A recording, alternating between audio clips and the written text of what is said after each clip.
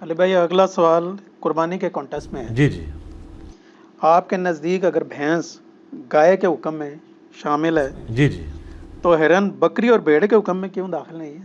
دیکھیں جی، میں نے پچھلی دفعہ بھی بتایا تھا، اس پہ میرا کلپ بھی یوٹیوب پہ اپلوڈڈ ہے بھینس کی قربانی کے مسئلے پہ. ہرن اور بھینس کا معاملہ بالکل الگ ہے.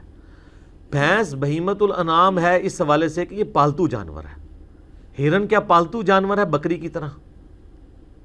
ٹھیک ہے اس کے کھر کٹے ہوئے ہوتے ہیں، وہ بھی مویشیوں میں آتا ہے، لیکن ہرن پالی تو نہیں جاتی سر. وہ تو اتنی تیز بھاگتی ہے کئی بار شیر کو نہیں پکڑائی دیتی. آپ ہرن کو پال سکتا ہے؟ ٹھیک ہے نا.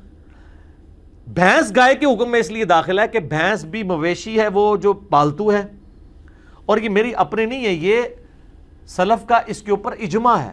کتاب الاجماع امام ابن المنذر کی کتاب ہے، پہلے 300 سال میں لکھی گئی ہے، جس میں جو مسلمانوں میں اجماعی مسائل ہیں نا وہ لکھے گئے ہیں. اس میں یہ لکھا ہوا ہے، میرا اس کے اوپر علیحدہ سے کلپ بھی ہے، بھینس، گھوڑا، انڈا، مرغی کے اوپر. اس میں نے ویڈیو کے اندر وہ جے پی جی بھی دکھایا تھا کہ گائے والا جو حکم ہے نا، بھینس گائے کے حکم میں داخل ہے. ایون زکوٰۃ جو لی جاتی ہے، کلیکٹ کی جاتی ہے کہ اتنی آپ کے پاس گائے ہوں تو اتنی زکوٰۃ ہے، بھینسوں کا بھی وہی کیٹیگری ہے. یہ چونکہ یہ اس علاقے کا جانور ہے. بھینس تو جناب عرب ملکوں میں رہ بھی نہیں سکتی جتنی وہاں پہ گرمی ہوتی ہے، کیونکہ اس کو تو آپ کو پانی مارنا پڑتا ہے. ایون آپ دیکھیں یہ بھینسیں جو آپ ذبح کر رہے ہوتے ہیں نا، اس دوران مکمل ایک بندہ پائپ لے کے اس کے اوپر کھڑا ہوتا ہے اس کو ٹھنڈا کرنے کے لیے. پھر وہ بیچاری، چونکہ یہ پانی کی بڑی دل دادا ہے نا، بھینس کو گرانے کا، یا بھینس بھی نہیں، بھینس سے ہی ہوتا ہے زیادہ تر. کٹیاں تو بہت تھوڑے لوگ، جو دودھ دینے والی بھینسیں تو کوئی نہیں کرتا. تو اس کے اوپر مسلسل پانی ڈالتے رہتے ہیں نا، وہ اسی میں خوش ہوتی رہتی ہے، اور نیچے جناب کسائی اس کو ڈال کے کھینچ کے گرا لیتے ہیں. ٹھیک ہے، کیونکہ یہ پانی کے بغیر نہیں رہ سکتی. گائے ذرا سخت جانور ہے ایز کمپیئر ٹو بھینس کے. بھینس بہت نرم مزاج ہے، اس کے تو بڑے آپ کو نخرے اٹھانے پڑتے ہیں. تھوڑا سا مسئلہ مس ہینڈل ہو جائے بیمار ہو جاتی ہے.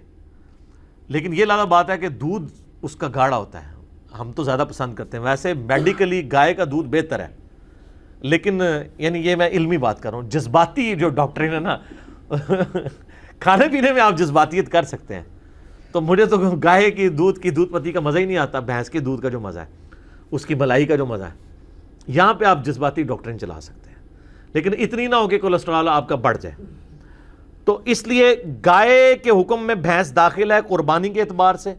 ہرن چونکہ ایک قسم کا جنگلی جانور ہے، اگرچہ وہ مویشی ہے، دودھ دیتا ہے، لیکن بکری کے اس طرح قریب نہیں. بکری کے جو قریب چیز تھی وہ نبی علیہ السلام نے بیان کر دی.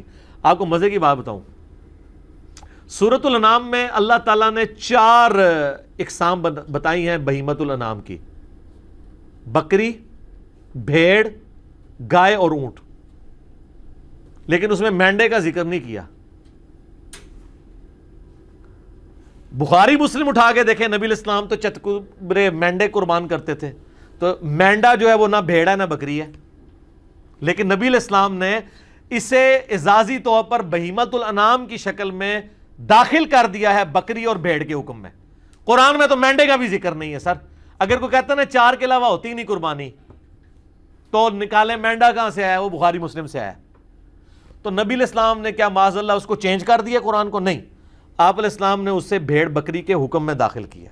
اسی طریقے سے آپ علیہ السلام کے بعد جب مسائل کو سامنے آئے، جب یہ بھینس والا جاموس اسے کہتے ہیں عربی میں، وہ البقرہ گائے کہلاتی ہے، تو جو ایکسپرٹ ہیں لغت کے، فقہ کے امام ہیں، جن کی یہ فیلڈ ہے، کسی ایک نے بھی اختلاف نہیں کیا.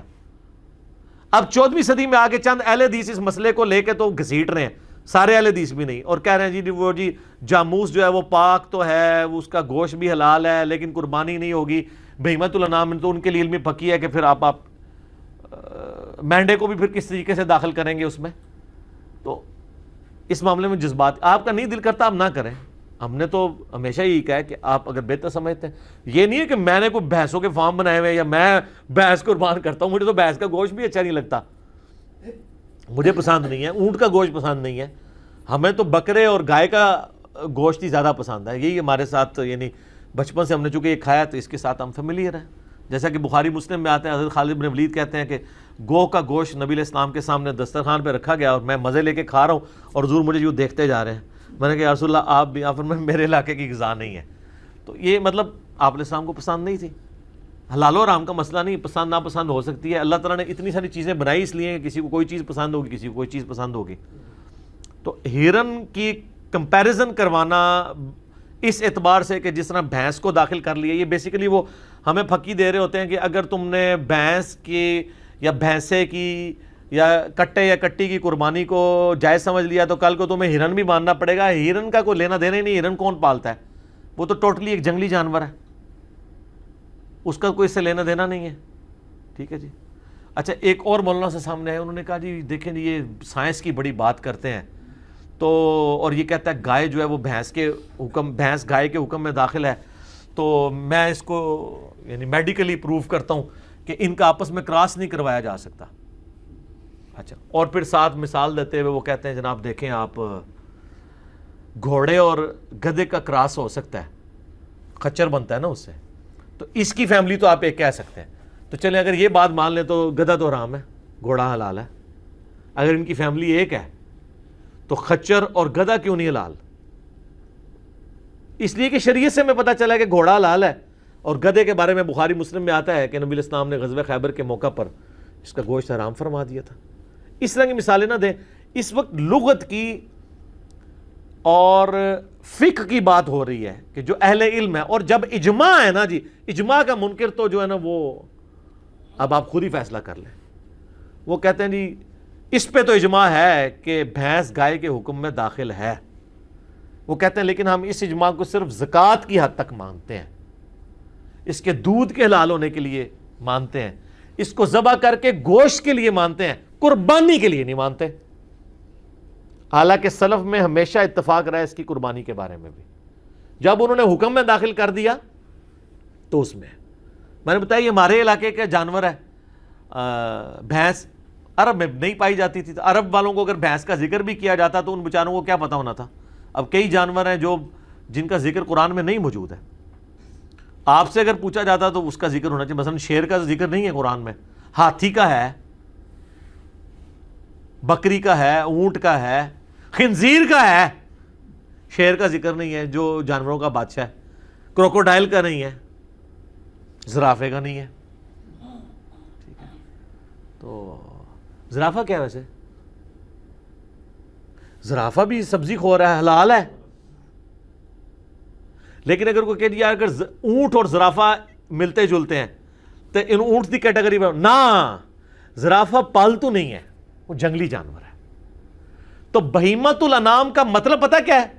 بے زبان پالے ہوئے مویشی جس سے آپ کی گزر بسر ہوتی ہے.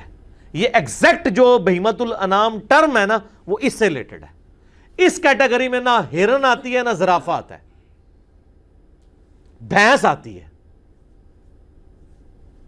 ویسے بھینسے بھی جنگل میں ہوتے ہیں، وہ سر گائے بھی ہوتی ہیں. ہم نے تو ہمیشہ یہ دیکھا نا یہ پالتو ہیں، جنگل میں بھی ہوتی ہیں. میں یعنی ایسے جنگلات کے اندر گیا ہوں کہ جہاں پہ انہوں نے یعنی گائے چھوڑ دی ہیں. اب وہ اتنی زیادہ گائے بن چکی ہیں سر، وہ گائے کو پکڑ ہی نہیں سکتا. شیر کو پکڑنا اس گائے کو پکڑنا برابر ہے.